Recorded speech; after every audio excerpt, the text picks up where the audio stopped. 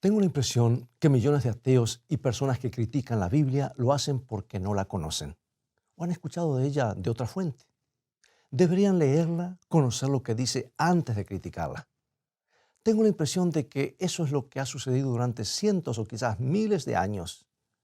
He visto que la mayoría de los que atacan la Biblia o cuestionan abiertamente su autenticidad nunca la han leído. Han escuchado las opiniones de otras personas, han leído críticas hechas por terceros, pero por alguna razón nunca han entrado en sus páginas para comprobarlo por sí mismos. Por eso muchos asumen que algo anda mal con la palabra de Dios, sin siquiera haberla leído. Y para ser honestos, solo se me ocurren dos motivos por los cuales la gente se opone tanto al libro de los libros. Una de esas posibilidades es difícil de admitir, pero creo que debemos enfrentarla. Una de las razones por las que las personas se oponen a la Biblia es porque los que se llaman cristianos no han sido un buen ejemplo del poder transformador que la Biblia puede tener en nuestras vidas. Es que la gente quiere ver una vida que ha sido cambiada por la palabra de Dios. Y quizás esa es una de las razones por las que muchos no tienen tiempo para leer la Biblia. No se motivan porque no conocen a nadie cuya vida haya sido transformada. Se relacionan todos los días con profesos cristianos que son tan materialistas, tan egoístas y digamos tan malos como ellos mismos. Y no ven razones para indagar en la fe cristiana. Mantente en sintonía.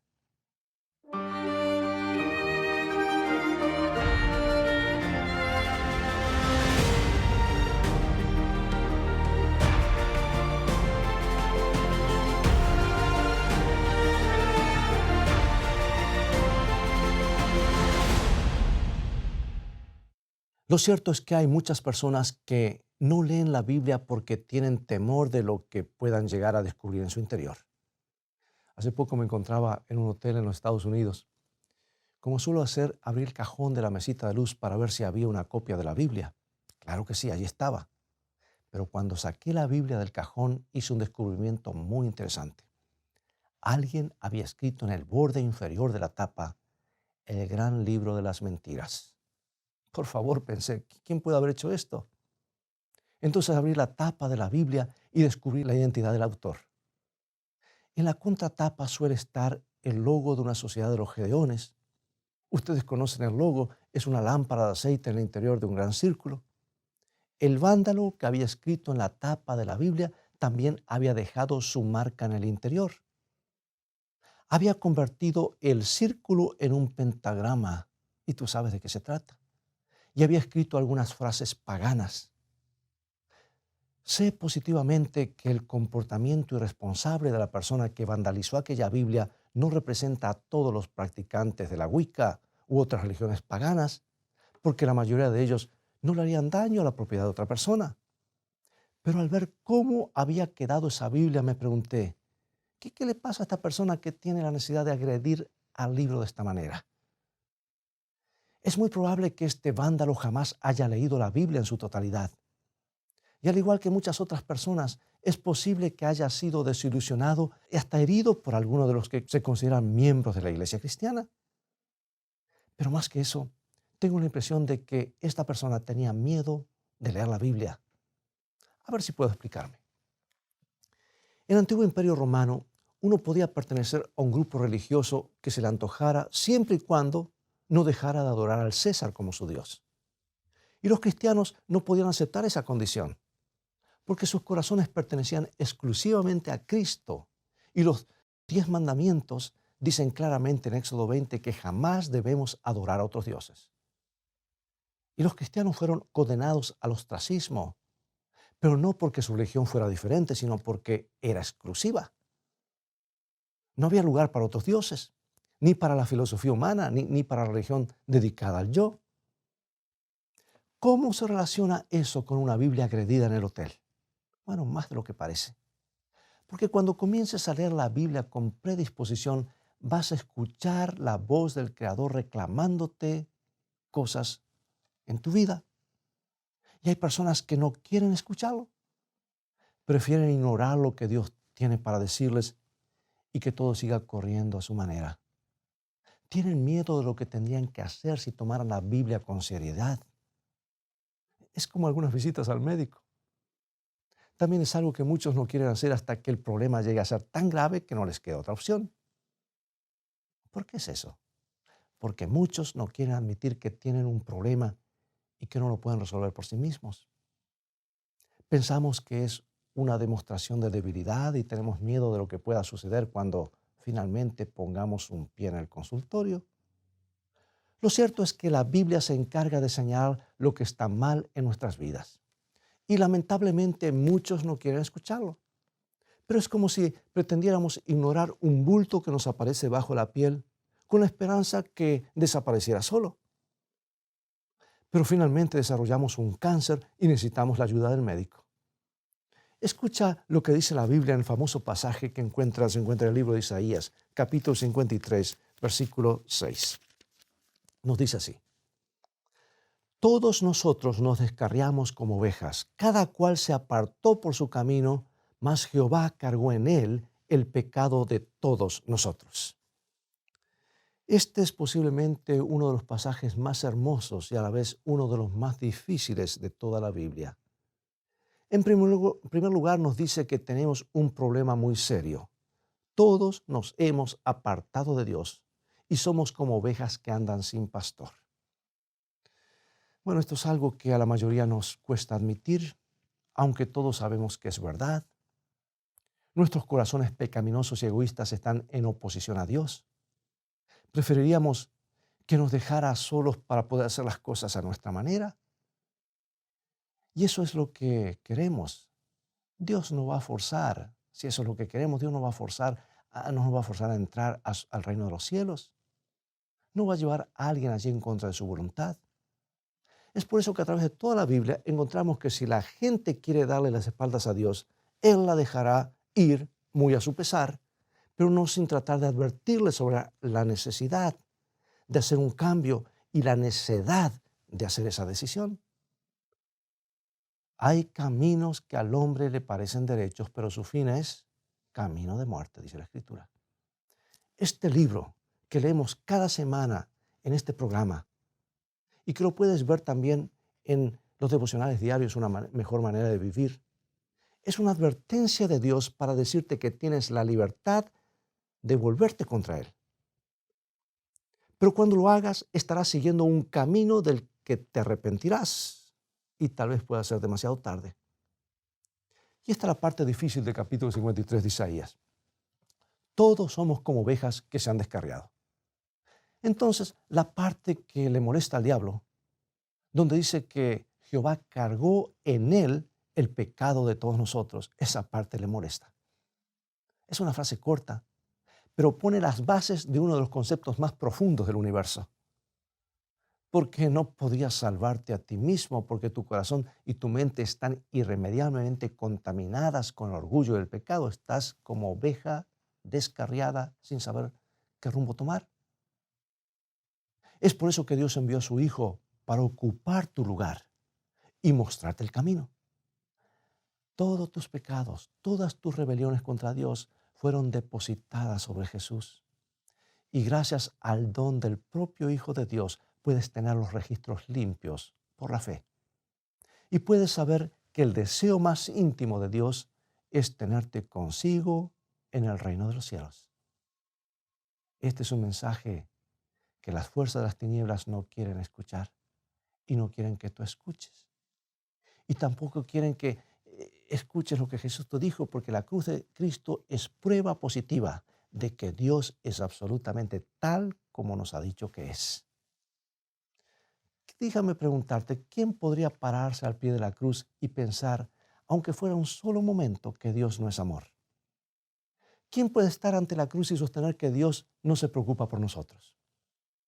¿Quién puede estar bajo la sombra del Calvario y decir que Dios es una suerte de dictador arbitrario que se deleita en sojuzgar a sus criaturas? Lo cierto es que la cruz de Cristo dejó al diablo sin argumentos contra Dios. Es esa misma cruz la que trata de esconder cuando convence a alguien de que la Biblia no es necesaria. Presta atención a este increíble pasaje que está en el último libro de la Biblia, Apocalipsis 12, 10 al 12. Nos dice así. Entonces oí una gran voz del cielo que decía, ahora ha venido la salvación, el poder y el reino de nuestro Dios y la autoridad de su Cristo, porque ha sido lanzado fuera el acusador de nuestros hermanos, el que los acusaba delante de nuestro Dios día y noche. Y ellos le han vencido por medio de la sangre del Cordero y de la palabra del testimonio de ellos, y menospreciaron sus vidas hasta la muerte. Por lo cual, alegraos, cielos, y los que moráis en ellos. Ay de los moradores de la tierra y del mar, porque el diablo ha descendido a vosotros con gran ira, sabiendo que tiene poco tiempo. Aquí está la razón por la que muchas personas odian la Biblia. En primer lugar, este versículo es muy honesto al mostrarnos que somos pecadores y necesitamos ayuda. En segundo término, nos muestra que Dios tiene su auxilio a nuestra disposición. Está disponible. Y tercero, nos dice que la cruz de Cristo ha demostrado que el diablo es un asesino y mentiroso. Por todo eso, no es de extrañar que esa sutil voz nos susurre que no deberíamos leer la palabra de Dios. Así actúa el enemigo astutamente. Y tampoco debería extrañarnos que adoradores de otros dioses desfiguren la Biblia de la habitación de un hotel en Orlando, en Florida. Seamos sinceros. Si estuvieras seguro de que la Biblia no es más que un gran libro de cuentos, ¿por qué te vas a enojar? ¿Ah? Pero si existe la posibilidad de que sea verdad, entonces tu corazón pecador comienza a temblar como el paciente que teme conocer un diagnóstico honesto. Pero, pastor, a esta altura ya sabemos que la Biblia es una excelente pieza de propaganda escrita por un grupo de personas que querían defender su modo de vida. Así piensan algunos. Así me han dicho algunos. Bien, para ser honesto, sí, la Biblia no es más que propaganda religiosa. No es una propaganda muy buena, que digamos. Y otra vez me da la impresión de que la mayor parte de los que reniegan de la Biblia jamás se toman el tiempo de leerla, porque la Biblia le dedica más espacio al relato de los fracasos del pueblo de Dios que a sus triunfos. Ahora mira el historial de antecedentes que tenemos en el interior de este libro. Toma por ejemplo Jacob, el hombre que dio su nombre a la nación de Israel, mentiroso y engañador. Noé, el hombre más justo sobre la faz de la tierra y el padre de todas las naciones de la actualidad, resulta ser un borracho. Abraham, el hombre que dio origen a todas las religiones monoteístas, le miente al rey de Egipto y traiciona a su propia esposa. David, de quien la Biblia dice que era un hombre con el corazón agradable a Dios, no solo cometió adulterio, sino que mandó asesinar al esposo de su amante. La Biblia dice que los discípulos, los mismos que Jesús eligió para fundar su iglesia, eran egoístas y mezquinos. Así que quienes insisten con que la Biblia no es más que propaganda, deben darle una mala calificación como tal, porque le dedica un espacio tremendo a los errores y fracasos de los propios hijos de Dios. Entonces llegamos a la cruz de Cristo, que es la prueba más evidente de que los escritores de la Biblia no eran parciales. Piensa un poco en esto. ¿Qué autor humano habría hecho que su héroe muriera de la forma más vergonzosa que se pudiera imaginar en su época? ¿Qué obra de mera ficción ubicaría al Mesías en una cruz en vez de ponerlo en un trono? Esas cosas no tendrían sentido si la Biblia fuera la propaganda del pueblo judío o de la iglesia cristiana primitiva. El contenido de la Biblia es contrario al orgulloso pensamiento humano. Y eso es lo que cuesta entender. Es por eso que a muchos les cuesta aceptarlo. Y esa es una de las razones por las que muchos tenemos miedo de leerla. Y hace algunos años que estoy leyendo este libro y no dejo de sorprenderme por la gran honestidad del estilo bíblico. Hasta los milagros son simples, francos, mucho más creíbles que las fantásticas hazañas de los héroes paganos. Y al recorrer todas las historias de la Biblia, queda en evidencia que los autores no estaban maquillándolas, no. Tengo un libro extraordinario en mi biblioteca que fue escrito hace un tiempo y se titula Casuales coincidencias de la Escritura.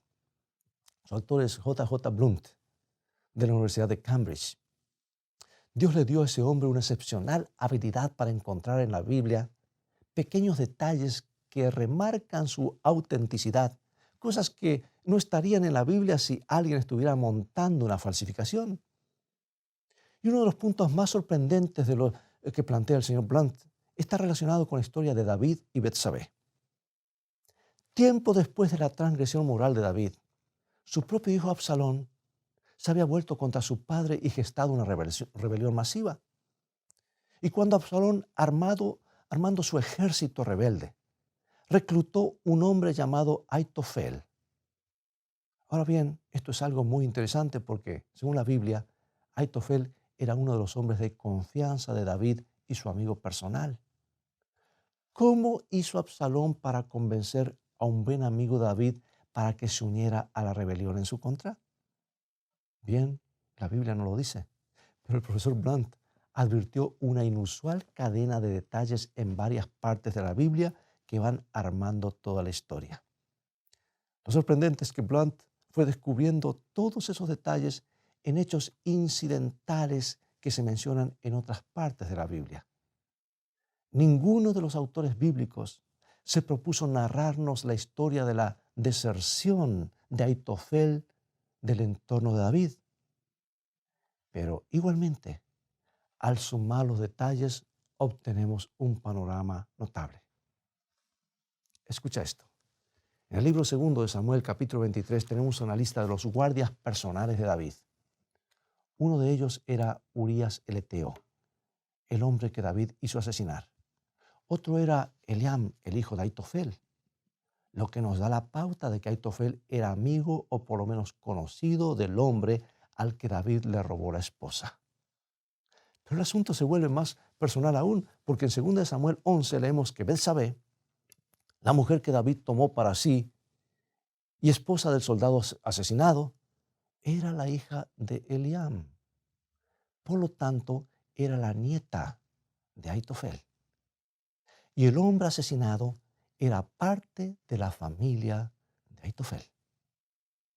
Y por generaciones, los lectores de la Biblia se han preguntado por qué uno de los mejores amigos de David pudo rebelarse contra él. No tenía sentido. Pero el profesor Blunt descubrió la verdad, sepultada bajo una serie de detalles eventuales en el registro bíblico. Aitofel se apartó de David por venganza por lo que David le había hecho a su familia. Si te acuerdas de los detalles de la historia, recordarás que sobre el final de la rebelión, Aitofel le sugirió a Absalón que robara las esposas de su padre. Y los autores de la Biblia no mencionan sus razones para rebelarse contra el trono de David, pero los detalles coinciden. Y eso sucede tan a menudo que nos da la pauta de que ningún ser humano pudo haber fraguado este libro intencionalmente. Lo cierto es que la Biblia toda está rodeada por esta aura de honestidad. Los detalles coinciden y los diferentes libros se confirman mutuamente sin habérselo propuesto. Hace algunos años estuve en Brasil. Como cambio, alguien me dio una cantidad de dinero falso. Al principio no lo noté porque estaba disimulado entre los billetes genuinos. Pero más tarde, cuando saqué uno de los billetes falsos de mi billetera, me di cuenta de que había algo raro. No tenía el aspecto de los reales. ¿Sabes algo? Cuando leo muchos de los libros que están en las librerías y en las bibliotecas, tengo la misma sensación. Algo les falta. Pero no tengo ese sentimiento cuando leo la Biblia. Por el contrario, cuando más leo este libro, más me convenzo de que me dice la verdad y me cuenta los dos lados del asunto. Un buen amigo solía decirme que puedes distinguir la verdad porque es como un copo de nieve. Cuanto más te acercas, más perfecto se ve. Si miras un copo de nieve a través de un microscopio, verás que es aún más hermoso. Pero las fabricaciones humanas, por hermosas que parezcan, nunca se ven bien bajo el microscopio. Solo se ven fallas e imperfecciones. Las palabras de la Biblia han estado bajo examen estricto durante siglos. Y hasta el momento nadie ha podido derribarla ni destruir la fe cristiana, porque la Biblia es como un copo de nieve. Cuanto más de cerca la miras, más obvio resulta que fue Dios mismo que la diseñó. El asunto no es la imperfección de la Biblia, sino la imperfección del corazón humano. El problema somos nosotros, no es la Biblia. En realidad los seres humanos somos pecadores y estamos en problemas y no nos gusta admitirlo. Pero un par de muletas no nos servirán de nada. Y eso da el título al programa de hoy. ¿Es mejor sin muletas? El problema es demasiado serio como para remediarlo con muletas. Y Dios no desea que te pases rengueando la vida entera. La Biblia te propone algo mucho mejor que un par de muletas, te propone una vida mejor. Escucha lo que dice 2 Corintios 5, 17. Y lo quiero repetir de memoria, y tú tal vez lo conoces de memoria, repítelo conmigo. De modo que si alguno está en Cristo, nueva criatura es. Las cosas viejas pasaron. Aquí todas son hechas nuevas. Para los seres humanos, con todo nuestro orgullo, nos resulta muy duro admitir que no podemos valernos por nosotros mismos. No queremos saber que estamos en problemas, pero en lo profundo del corazón sabemos que es así. Todos necesitamos desesperadamente de la ayuda divina. Y ahora, para concluir, permíteme que te haga una pregunta. Si eres de los que encuentras que la Biblia es desagradable, ¿qué es lo que te disgusta más de ella? ¿Has asumido el hecho de que necesitas la ayuda que Dios te ofrece? ¿Has leído lo que dice la Biblia o te basas en los dichos de otras personas? ¿Crees que la Biblia no es más que una muleta para los débiles? Es mucho mejor que eso. Es la mejor de las muletas, porque si te apoyas en lo que Dios te dice, nunca vas a renguear en tu andar por la vida. Puedo asegurarte que no vas a caminar, vas a correr. Es posible que no hayas abierto este libro por mucho tiempo y que no estés familiarizado con las promesas de Dios. ¿Por qué no consigues un ejemplar de la Biblia y lo lees? Sé que lo que encuentres en él te va a deleitar. Las más de las veces, cuando la gente lee la Biblia de tapa a tapa, la lee por completo y con honestidad, hace un descubrimiento notable. Este libro dice la verdad y Dios es real. ¿Por qué no tomamos un momento para orar juntos ahora? Amoroso Padre, nos anima a saber que nos amas lo suficiente como para ser completamente honesto con nosotros. Y nosotros también queremos ser honestos contigo. Necesitamos tu ayuda. Necesitamos lo que nos has dejado escrito en la Biblia. Por eso te pedimos que abras nuestros ojos para que podamos entenderla con claridad y que cuando Jesús venga nos encuentre preparados, porque lo pedimos en su maravilloso nombre. Amén.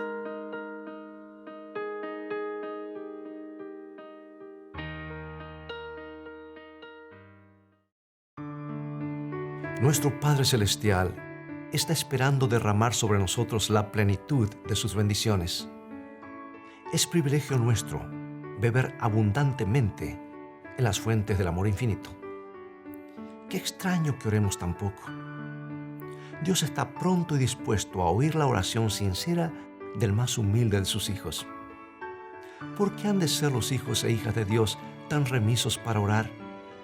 Cuando la oración es la llave en la mano de la fe para abrir el almacén del cielo, en donde están atesorados los recursos infinitos de la omnipotencia.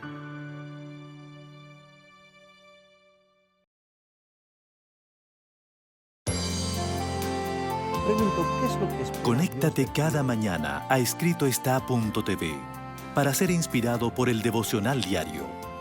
Una mejor manera de vivir con el pastor Robert Costa. O suscríbete para recibirlo directamente a tu correo electrónico.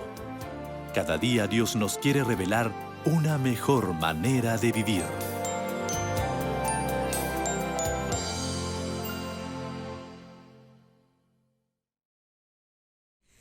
Señor, lloré, lloré. Aleluya, Dios. Toda la noche. Lloré, lloré. Oh, hasta encontrarte, Señor, sin Cristo. Y ya no pude estar, y ya no Sin pude estar Cristo. más sin mi Señor. Y ya no Sin pude estar Cristo. más sin mi Señor Dios. Oh, hasta encontrarte, Señor, sin Cristo. Y ya no pude estar, y ya no Sin pude estar Cristo. más sin mi Señor. Pero ya no Sin pude estar Cristo. más sin mi Señor Dios. Oh, hasta encontrarte, Señor. Después con fe oré. Aleluya, Dios. Toda la noche. Con fe oré. Oh, hasta encontrarte, Señor, sin Cristo. Y ya no pude estar, y ya no Sin pude estar Cristo. más sin mi Señor. Y ya no Sin pude estar Cristo. más sin mi Señor Dios. Oh, hasta encontrarte, Señor. Sin Cristo. Y ya no pude estar, y ya no Sin pude estar Cristo. más sin mi Señor. Y ya no Sin pude estar Cristo. más sin mi Señor Dios. Oh, hasta encontrarte, Señor. Y luego, Señor, clamé. Señor, clamé. Oh, hasta encontrarte, Señor, sin Cristo. Y ya no pude estar, y ya no Sin pude estar Cristo. más sin mi Señor. Y ya no Sin pude estar Cristo. más sin mi Señor Dios. Oh, hasta encontrarte, Señor. Sin Cristo. Y ya no pude estar, y ya no Sin pude estar Cristo. más sin mi Señor. Y ya no Sin pude estar Cristo. más sin mi Señor Dios. Oh, hasta encontrarte, Señor. Hasta encontrarte, Señor. Hasta encontrarte,